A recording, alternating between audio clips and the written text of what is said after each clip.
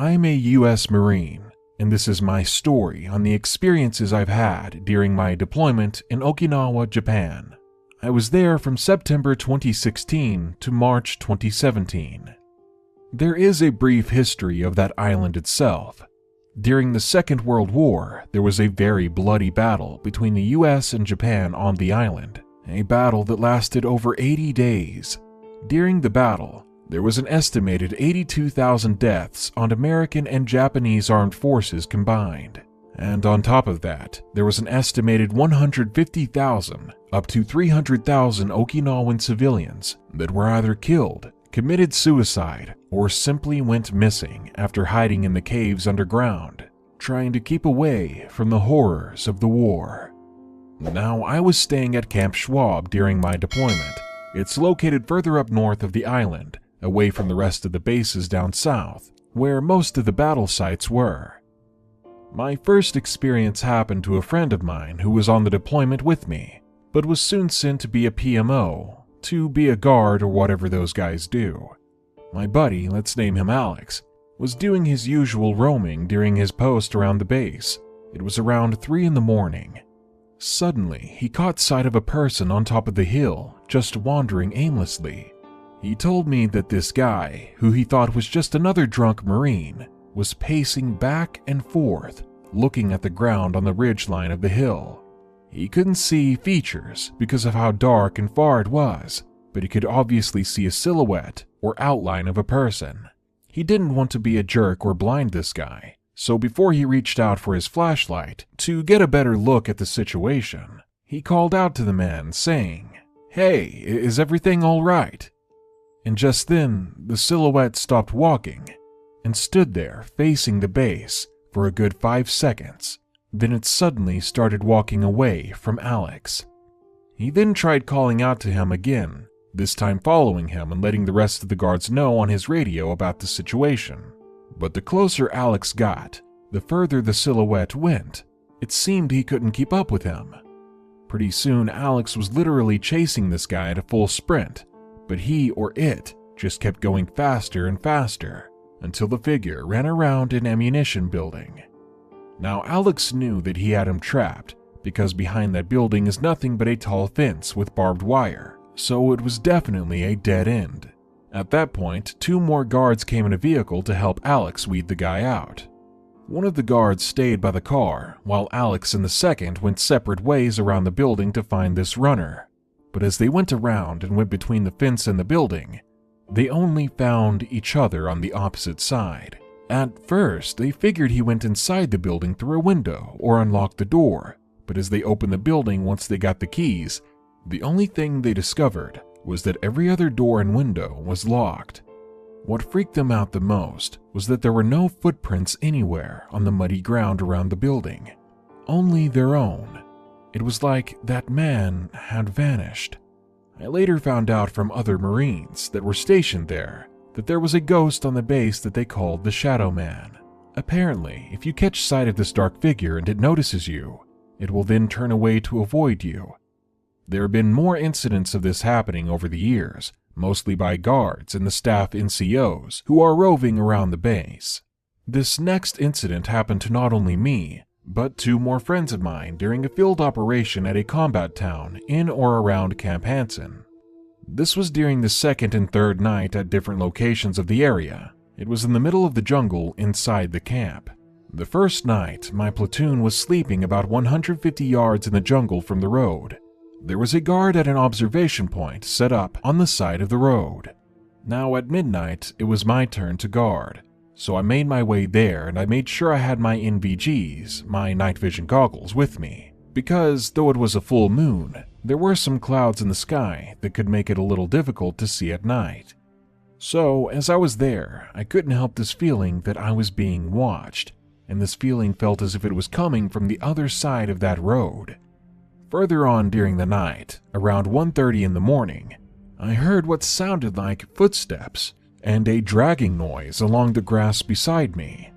To be honest, it sounded like it was coming from everywhere, and soon I was starting to freak out. I then heard this clicking noise.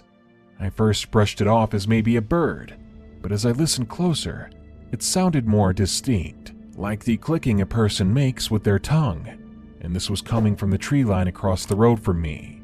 Freaking out, I grabbed the night vision goggles and I began to scan that tree line.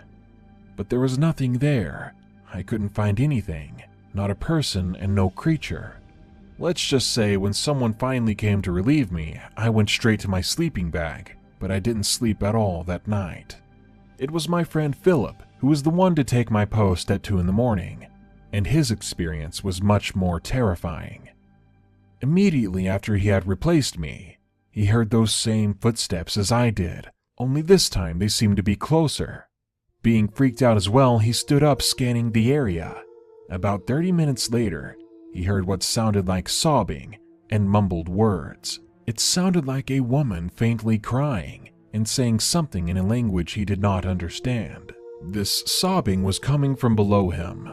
He nervously poked his head out and said, "Ma'am, are you there? Do you need any help?" All of a sudden, in a split second, the woman's voice grew louder, and by that I mean it was right in his ear. She was speaking to him in Japanese. This scared him so bad that he froze there. He was too scared to even turn his head to look at her.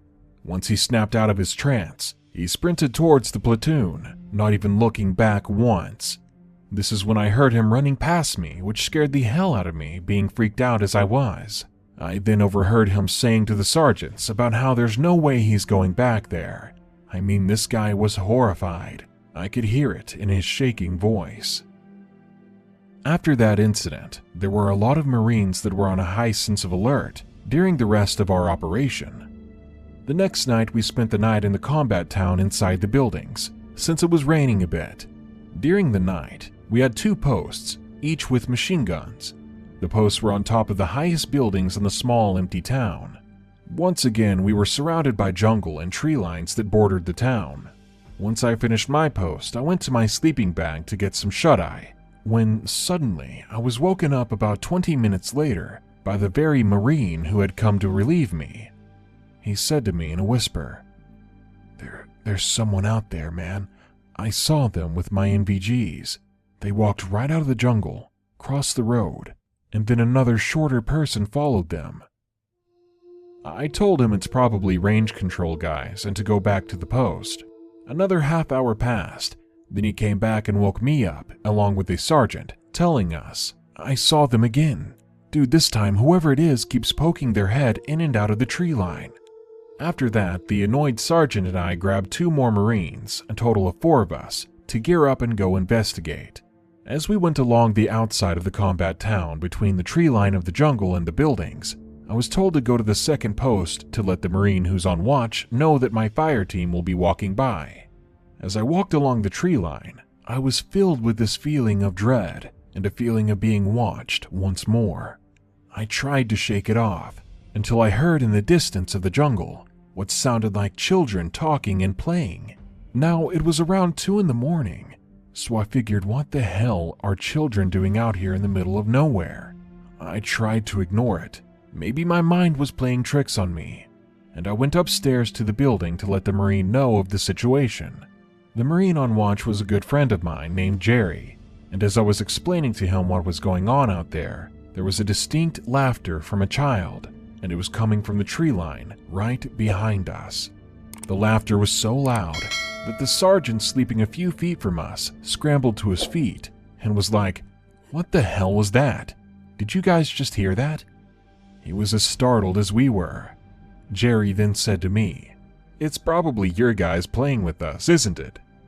I shook my head and I grabbed my NVGs to scan the town in front of us. To my horror, they were all there. My whole fire team of Marines was still scanning the tree line in the road. They were in my sights, so who the hell was laughing? We got our flashlights and scanned the tree line ourselves, but we saw nothing. There was nothing there but thick jungle.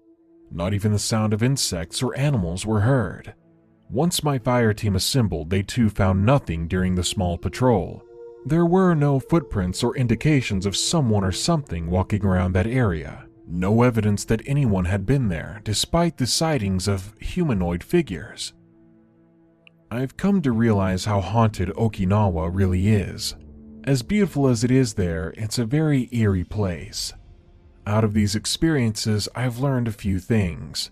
One is to respect the dead and their land. The next is to never walk alone in Okinawa at night. And finally, war creates death, untimely deaths. And sometimes after the war is over, when you stand on the battlegrounds of the past, you might see spirits roaming the land. So if you ever come down to Okinawa, keep a good eye out, because chances are you might just run into a ghost.